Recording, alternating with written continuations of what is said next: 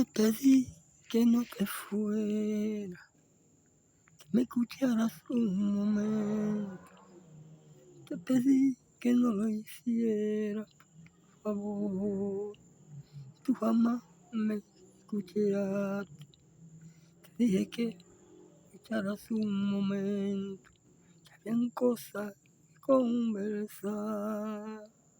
Te pedí que no te fueras, que si te llevaba contigo, te llevabas todo mi interior, todo mi sentimiento, todo mi corazón, llevaba contigo.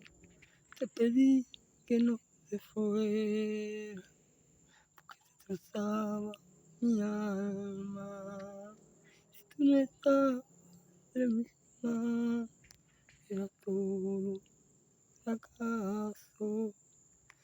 Te pedí que no te fueras, porque tenía que explicarte todo los entendido que se habían murado de nuestro amor por ti.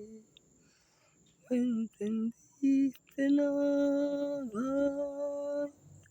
dejaste sin darme una explicación. Yo quería contestarte toda la verdad, hablándote sinceramente, que todo era mentira, que eran comentarios que se habían murado, que eran verdad, que era toda mentira, las cosas que se habían murado, que se habían picado.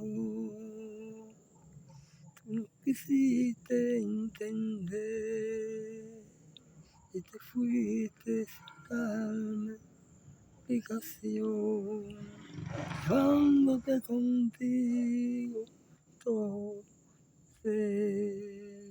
todo amor. Te pedí que no te fueras, que me escucharas un momento, que sin ti corazón destrozado, que eran toda mentira, que era toda verdad, todo lo que se había murado.